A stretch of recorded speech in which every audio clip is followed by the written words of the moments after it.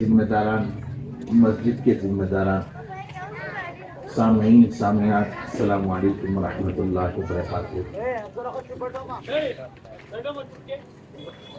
اس وقت تقریباً 10:30 بجنے والے ہیں۔ اس وقت لوگوں کی جو دینی مصروفیات ہیں، روزانہ طور پر رات میں وقت سونے کے لیے، آرام کرنے کے لیے بہت کم ملتے ہیں۔ یہ علاقہ محنت کرنے والوں کا علاقہ ہے۔ صبح سویرے اٹھ کر اپنے کام کاج میں لگ جاتے ہیں، اس لیے ہماری آواز اگر کسی کی نیند میں خلل ڈال رہی ہو تو ان سے پہلے معافی چاہتا ہوں۔ اگر کوئی بیمار ہے اس بھائی سے بھی معافی چاہتا ہوں۔ بچوں کا پروگرام ہوا ہے، بہت اچھا پروگرام۔ آپ کے یہاں ہمیشہ اچھا پروگرام ہوتا ہے۔ کئی جگہ پر مدارس میں حاضری کا موقع ملا۔ 7,500 مدارس پچھلے 2 سال میں توڑ دیے گئے۔ 36,000 مدارس خطرات کے فہرست میں ہیں۔ ابھی 1,600 مدارس توڑے جانے کے قریب ہے۔ 3,000 سے زائد علماء کرام بندش میں ہیں۔ اسلامی دنیا میں 11,000 علماء کرام، بڑے جلیل القدر محدث، مفسر، بڑے فقیہ مسلم ممالک میں قید و بند کی زندگی گزار رہے ہیں۔ ابھی ایک بہت بڑے عالم، بہت بڑے مقرر، مفسر جیل خانے کے اندر ہی انتقال کر گئے۔ 9,000 علماء پچھلے 5 سال میں سعودی عرب میں ان کے فیملیز نے آ کر، ان کی بیوی، چھوٹے معصوم بچوں نے آ کر خط لکھا، ہمارے ابا کہاں ہیں، ہمارے شوہر کہاں ہیں، تو اس کا کوئی اتا پتہ نہیں ہے۔ دین اور محبت رسول اور عشق خدا یہ قربانی چاہتا ہے، یہ لیتے رہیں گے۔ اس کے لیے فتح اور ہار کا کوئی تعلق نہیں ہے۔ خدا اپنے بندوں کو آزمانے کا وعدہ کیا ہے۔ جو جتنا نزدیک کا بندہ ہوگا وہ اتنی آزمائش دیتے رہیں گے۔ کچھ لوگ یہ سوچتے ہیں کہ وائر کٹ کر دینے سے لائٹ بجھ جاتی ہے، گلے دبا دینے سے سانس بند ہو جاتی ہے، زمین نکال لینے سے آدمی گر جاتا ہے۔ یہ دین کا معاملہ نہیں ہے۔ اس دین کے اندر جو علم پنپا ہے وہ در و دیوار والے مدارس سے نہیں آئے۔ چاند کی روشنی میں کتاب لکھی، اس کا نام بخاری شریف ہے۔ انار کے درخت کے نیچے کتاب پڑھے، اس کا نام قاسم نانوتوی ہے۔ آدھی روٹی کھا کر آدھی روٹی کو چراغ بنا کر پڑھا، اس کا نام محمد بن حسن الشیبانی ہے۔ کسی کے گھر کے آسرے میں جا کر بکروں کو دھواں دینے کے لیے جو انگار لگائے تھے، اس انگار کی روشنی میں قرآن پڑھا، اس کا نام امام ابو حنیفہ ہے۔ در و دیوار کے توڑ ڈالنے سے محمد الرسول اللہ کا چراغ نہیں بجھے گا۔ اللہ کا نور جب تک خدا جلائے رکھنا چاہیں گے، عمارتیں ٹوٹ جانے سے وہ علم کبھی ختم نہ ہوگا۔ تاتاریوں نے آ کر عراق کے سارے مدارس توڑ دیے، سارے حفاظ کو ذبح کر دیا، سارے علماء کو لٹکا دیے، چن چن کر علم والوں کو پامال کر دیا، ان کے سروں سے پل بنایا، اور یہ احساس کرنے لگا کہ علم دین کو ختم کر دیا ہے۔ جب واپس فوجی آ رہے تھے تو دو بکرے چرانے والے چھوٹے بچے بکریوں کے بیچ میں بیٹھے تھے، تو ایک نے سورہ قیامہ پڑھنا شروع کیا، دوسرے نے کہا کہ اس کے اوپر زبر ہے، تم زیر پڑھ رہے ہو، غلط پڑھ رہے ہو۔ تب انہیں احساس ہوا کہ یہ نور بجھنے والا نہیں ہے۔ ہمیں 3 ذمہ داری دی گئی۔ اللہ کے رسول صلی اللہ علیہ وسلم نے اپنی امت کو 3 قسموں میں تقسیم کی۔ کہا کہ یا تو سکھانے والے بنو، کن عالمن، یا سکھانے والے بنو، او متعلمن، یا سیکھنے والے بنو، او معاونن، یا تو سیکھنے اور سکھانے والوں کے مددگار بنو، تیسرا کوئی کام تمہارے پاس نہیں ہے۔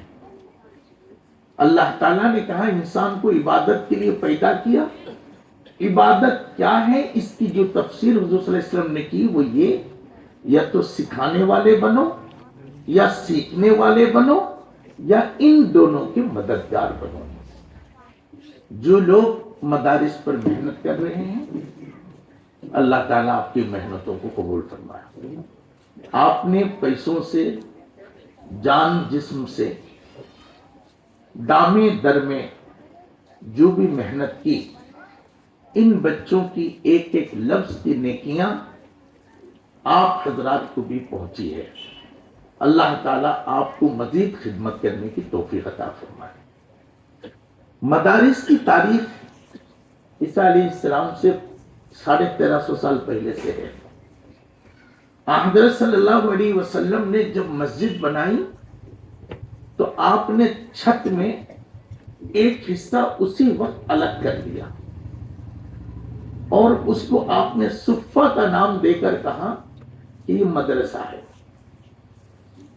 کہا کہ اس میں نماز پڑھی جائے گی، اس میں نمازی تیار کیے جائیں گے، اس میں عدالت قائم کیے جائیں گے، اس میں عدالت کی تعلیم دی جائے گی، اس میں مسلمان بنائے جائیں گے، اس میں اسلام کا مظاہرہ ہوگا۔ جتنی جگہ مسجد بنائی اتنی جگہ پر آپ نے مدرسہ بنائی۔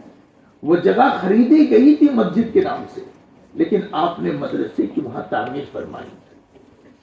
5 وقت کی نماز میں ایک وقت کی نماز کو آدھا گھنٹہ لیجیے آپ، 5 آدھا گھنٹہ مل کر 2.5 گھنٹے ہوتے ہیں۔ اللہ کے رسول صلی اللہ علیہ وسلم مسجد نبوی میں اگر 2.5 گھنٹے گزارے تو 24 گھنٹے میں سے 2.5 گھنٹہ چھوڑ کر باقی پورا وقت اس مدرسے میں گزارے۔ حضرت صلی اللہ علیہ وسلم کو وہ مدرسے کے لوگ جو 72 لوگ تھے صفہ کے اندر، جن کے نام ہمارے پاس اس وقت موجود ہے، حضور صلی اللہ علیہ وسلم اپنے بچوں سے الگ ہوتے تھے، اپنے گھر والوں سے بھی الگ ہوتے تھے، لیکن ان سے کبھی الگ نہ ہوتے تھے۔ ان سے بیٹھنے سے نکل کر اگر کبھی حضور آتے تو قرآن مجید نے کہا وَاصْبِرْ نَفْسَكَ مَعَ الَّذِينَ يَدْعُونَ رَبَّهُمْ، یہ جو دین سیکھ رہے ہیں ان کے ساتھ اللہ کو یاد کر رہے ہیں، آپ ان کے ساتھ اپنے آپ کو لازم رکھیں۔ جو بچے پڑھ رہے ہیں ان کی والدین کو بہت مبارک کہ انہوں نے اپنے، کوئی آسان بات نہیں ہوتی، صبح صبح اٹھ کر بچوں کو تیار کر کے ان کو مدرسے تک پہنچانا، نیند کی قربانی، اپنی بہت سے سکون کی قربانی، اللہ تعالیٰ اس کے لیے ان کو بھی جزائے خیر دے۔ اللہ کے رسول صلی اللہ علیہ وسلم نے فرمایا کہ بچوں کی جو اعمال ہے وہ ماں باپ کے لیے صدقے بن جائیں گے، ان کی نیکیوں میں اضافہ ہوگا۔ اتنی دیر رات میں کسی بات پر آپ کو لمبی بیٹھک میں تو لمبی گفتگو آپ سے، آپ چاہیں تو میں کر سکتا ہوں لیکن کرنا مناسب نہیں ہے۔ میں چند انہی باتوں کے ذریعے سے اپنی بات کو میں ختم کر دینا چاہتا ہوں۔ والدین کے لیے بہت زیادہ اللہ تعالیٰ ان کو جزائے خیر دے کہ انہوں نے بچوں کو پڑھایا. اولاد کی تربیت کے معاملے میں اسلام کا جو نظریہ ہے وہ ماں باپ کی تربیت کرنا چاہتا ہے. اولاد کی تربیت کی فرمولا دینے کے بجائے ماں باپ کو تربیت کرنا چاہتا ہے اسلام. آپ جتنی تربیت والی بات دیکھیں گے اس میں صرف دکھے گا آپ کو کہ ماں باپ کی تربیت کی جا رہی ہے. انسانوں کے اندر اخلاقی اعتبار سے بہت فرق ہے. کوئی نمازی ہے، کوئی بے نمازی ہے، کوئی ایسا ہے، کوئی ویسا ہے. بچے میرے اچھے ہوں اس معاملے میں سب ایک ہے. شرابی نہیں چاہے گا میرا بچہ، کوئی غلط آدمی نہیں چاہے گا میرا بچہ ایسا ہو، بلکہ وہ اپنا خون بیچ دے گا کہ ان کے بچے اچھے ہیں. ماں باپ کی دعا اور تڑپ ہی ہے جو بچوں کو اچھے بنا دیتے ہیں. اللہ تبارک و تعالیٰ کے جتنے بڑے بندے ہم جانتے ہیں وہ ان کے ماں باپ کی دعائیں ہیں. حضور صلی اللہ علیہ وسلم کے جو والدہ ہیں ان کی جو کردار ہے وہ اللہ کے رسول کی شخصیت میں نمایاں ہے.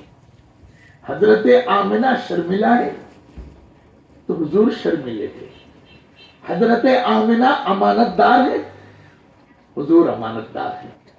حضرت آمنہ عزت دار ہے، حضور سیلف ریسپیکٹ والے تھے.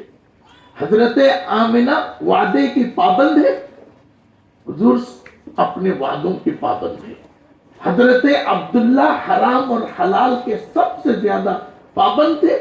اللہ کے رسول صلی اللہ علیہ وسلم برائیوں سے بچنے میں، برے چیزوں سے بہت اللہ نے بچپن سے ہی ان کو نفرت برائیوں سے رہی. والدین ماں باپ بچوں کے متعلق سائے کے مانند ہیں، یہ ہٹ جائیں گے تو وہ سوکھ جائیں گے. اللہ تعالیٰ آپ جو والدین ہیں آپ کو جزائے خیر دے. آپ کے بچوں نے تعلیم حاصل کی. دینی تعلیم کی ایک خصوصیت یہ ہے کہ یہ کسبی نہیں ہوتی، پڑھنے سے نہیں آتی، سیکھنے سے نہیں سیکھتے، کوشش کرنے سے وہ نہیں آتی. یہ اسپریچول ہے. اگر ایسا ہوتا تو بہت سے جو بڑے لوگ ہیں وہ نہیں پڑھ پاتے تھے.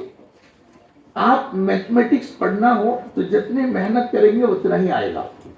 آپ فزکس کیمسٹری پڑھنا ہے جتنی محنت کریں گے اتنا آئے گا.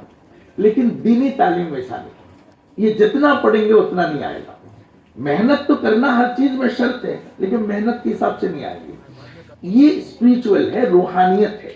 اس علم کو آنے کے لیے اس کا سب سے پہلا اصول ہے ادب، دوسرا اصول ہے تڑپ، تیسرا اصول ہے توکل، چوتھے کام آپ کریں گے محنت. اس میں سب سے نچلے درجے کی جو چیز ہے وہ محنت ہے. سب سے پہلا ہے ادب. جتنا با ادب ہوگا اتنا زیادہ علم آئے گا.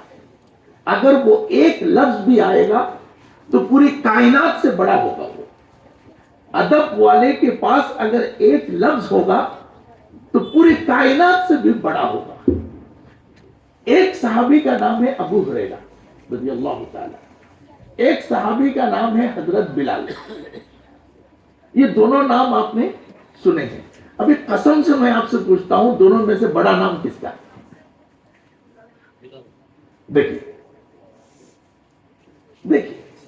حضرت بلال دل کہتا ہے کہ وہ بڑا ہے، ذہن مانتا ہے کہ وہ بڑا ہے. کوئی حدیث ان سے روایت ہے؟ 7. انہوں نے کہیں نماز پڑھائی، کوئی تقریر کی، کوئی تعلیم دی؟ نہیں. لیکن وہ بڑے ہیں، ہمیشہ بڑے رہیں گے. اور ایسی بڑائی کہ حضور چاہتے ہیں کہ ان کی بڑائی قائم رہے. حضرت ابو ہریرہ 5000 حدیثوں کے راوی ہیں. لیکن حضرت بلال دونوں صحابی ہیں، ان میں تنقیص مقصود نہیں ہے، دونوں بڑے ہیں. چونکہ حضرت بلال اس معاملے میں اوپر گئے اس لیے ان کا ایک لفظ پوری کائنات پر بڑے ہیں. اس علم کے اندر बड़ी चीज है अदब।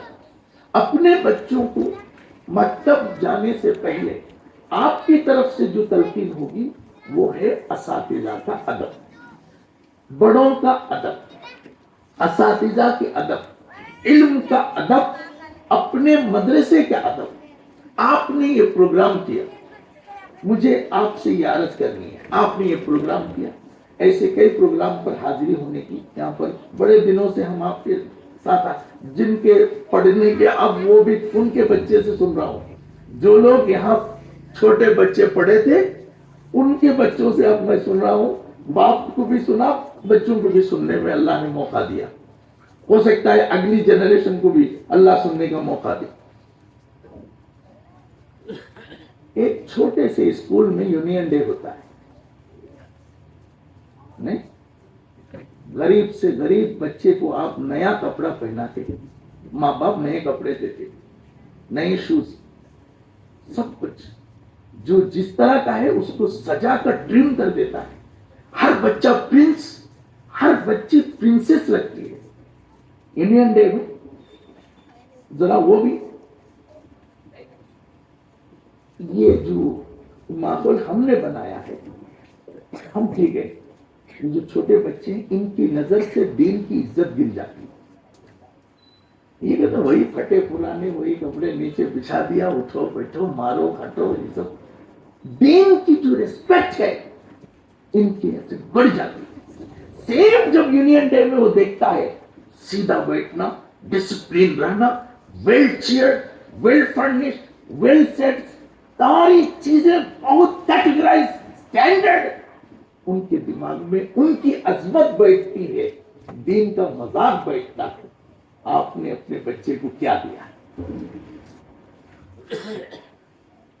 इन चीजों के ऊपर हम अब तवज्जो देना शुरू करें। अल्लाह हमें तौफीक अता फरमाए। सबसे पहले अदब। दूसरी चीज जो सबसे ज्यादा ख्याल रखने पड़ेंगे वो है इल्म के मुताल्लिक अपनी पाबंदी, अखलाक, असातिज़ा का एहतराम, ये बहुत जरूरी है। ये इल्म असातिज़ा की एहतराम से आएंगे, ये इल्म असातिज़ा की बदतमीजी से चले जाएंगे। हमारी तारीख में सबसे बड़ा नाम है अकायद के इमाम अल्लामा सादुद्दीन तफ्तज़ानी। 8 किताबें लिखी है, उलमा है, आप अपने आलिमों से पूछ लें, उनकी कोई किताब पढ़ना हो, एक आलिम को एक पेज में 3 बार पसीना छूटता है। ये जो आप कह रहे हैं अल्लाह की सिवा कोई माबूद नहीं, मोहम्मद सल्लल्लाहु अलैहि वसल्लम अल्लाह के रसूल है, इन लोगों ने बनाए हैं। 100 बार से ज्यादा हुजूर सल्लल्लाहु अलैहि वसल्लम को उन्होंने ख्वाब में देखा है। यही सादुद्दीन तफ्तज़ानी कुतुबुद्दीन राज़ी के शागिर्द थे। तो सादुद्दीन तफ्तज़ानी से कहा कि पढ़ो बिस्मिल्लाहिर्रहमानिर्रहीम। सादुद्दीन तफ्तज़ानी कहते बी कहकर चुप हो जाते। बिस्मिल्लाह याद नहीं कर पाए एक हफ्ते में। सादुद्दीन तफ्तज़ानी अपने घर के कमरे में बैठ गए तो एक दिन मां ने पूछा, मकतब में गया था? हाँ गया था। पढ़ा? तो हजरत सादुद्दीन तफ्तज़ानी खड़े खड़े आंसुओं की झड़ियां लगा दी। दिल अपने ऊपर नफरत हो रही थी। सारे बच्चे पढ़ रहे थे, बिस्मिल्लाह याद नहीं कर पा रहे 15 दिन से। कमरे बंद करके हजरत सादुद्दीन तफ्तज़ानी चीखने लगे, खुद को नोच कर, अल्लाह मैं आलिम बनना चाहता हूँ, तेरा दीन सीखना चाहता हूँ, लेकिन मेरे पास कोई सरोकार नहीं है। तो एक शख्स दरवाजे खटखटा कर कहा कि जाओ कुतुबुद्दीन राज़ी के जो जूतियां हैं वो यूं पलटी पड़ी है, उसको सीधे कर दो और उस पर बैठ जाओ। उस पर जब वो बैठ गए, अल्लाह ताला ने उनका सीना खोल दिया। अल्लाह के रसूल सल्लल्लाहु अलैहि वसल्लम के सामने अब्दुल्लाह इब्न अब्बास, हजरत अबू हुरैरा आए, उन्होंने कहा मुझे कुछ याद नहीं रहता। हुजूर ने कहा आओ। तो हुजूर ने सीने से हजरत अब्दुल्लाह इब्न अब्बास को सीने से हजरत अबू हुरैरा ने को शाल, उनकी शाल को लपेट कर रसूल सल्लल्लाहु अलैहि वसल्लम ने दुआ दी। तब उनको याद हो गया। ये इल्म रूहानी है, ये अदब से احترام سے آئے گا، اپنے بچوں کو اس کی تلقین کریں گے۔ آخری بات یہ ہے، دینی علوم کو علم سے اخلاق نہیں بنتے۔ یہ جو آخری بات آپ سے کرنی ہے، علم سے اخلاق نہیں بنتے، اور ہمیں چاہیے اخلاق۔ درخت بوتے ہیں پھل کے لیے، درخت بوتے ہیں پھل کے لیے، درخت نکل جائے پھل نہ دے تو درخت بھی عذاب، محنت بھی رائے گا۔ علم سے اخلاق نہیں بنتے، اخلاق نمونے سے بنتے ہیں، اخلاق کردار سے بنتے ہیں۔ اللہ تعالیٰ نے کہا یتلو علیہم آیاتہ، دنیا کے اندر جتنے بڑے فساد، جتنے بڑے فتنے، جتنے بڑے بگاڑ، جتنی بڑی خرابیاں ہوئی ہیں، علم والوں سے ہوئی ہیں۔ جاہل آدمی فتنے نہیں ڈال سکتا، بربادی نہیں لا سکتا۔ علم برائے اخلاق نہیں ہے، علم ایک ٹول ہے، اسے اخلاق تک لانے کے لیے کردار کی ضرورت پڑے گی۔ اس لیے اللہ نے قرآن نازل کی، سب سے پاکیزہ علم، لیکن ساتھ میں محمد الرسول اللہ صلی اللہ علیہ وسلم کی شکل میں ایک نمونے نازل کیے، ایک نمونے بھیجے، انہی کے ذریعے سے ہمیں کردار ملا۔ کہاں قرآن ان کو پڑھ کے سناؤ، اس کے بعد کوئی تعلیم دو، اس کے بعد حکمت سکھاؤ، وَيُزَكِّيهِمْ، اس کے بعد ان کے دل کو ٹھیک کرو، ان کے اندرون کو ٹھیک کرو۔ ہمیں مطلوب ہے اخلاق، ہمیں مطلوب ہے کردار، اس کے لیے نمونے بننے پڑیں گے۔ اب آپ اپنے بچے کو سب سے پہلے کلمہ سکھانا چاہتے ہیں، بھائی میں میرے بچے کو یہ سکھانا کہ لا الہ الا اللہ محمد رسول اللہ۔ بڑی توجہ آپ سے گزارش کرتا ہوں، باتوں سے نکل گئی بات۔ لا الہ الا اللہ کا مطلب کوئی اللہ کے سوا کوئی معبود نہیں۔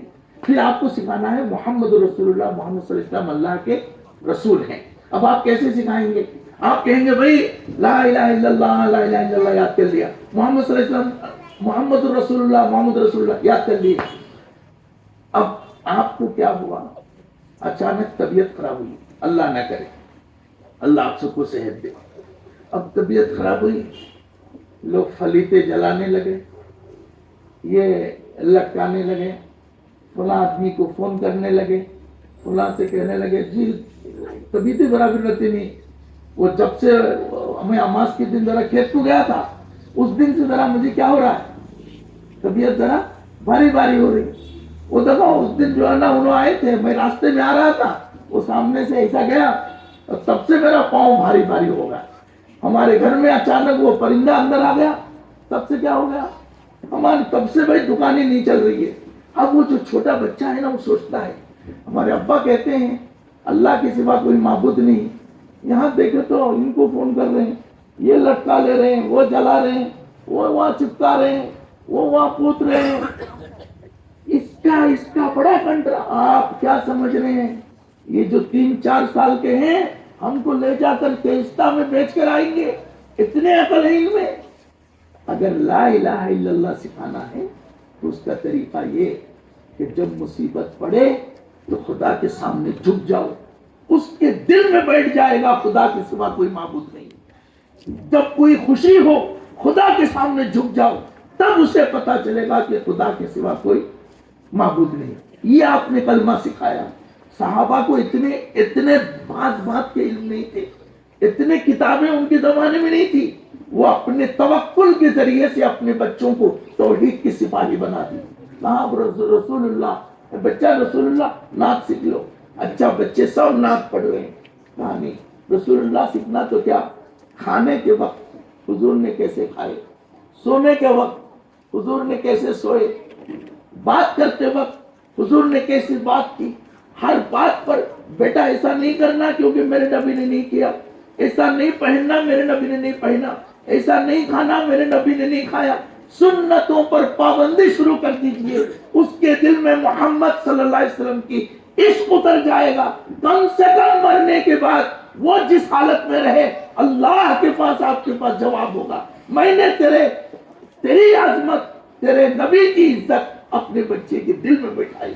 اللہ ہم سب کو توفیق عطا فرمائے. سبحان اللہ بحمدہ سبحان اللہ العظیم سبحانک اللہم وبحمدک نشہد ان لا الہ الا انت نستغفرک ونتوب الیک.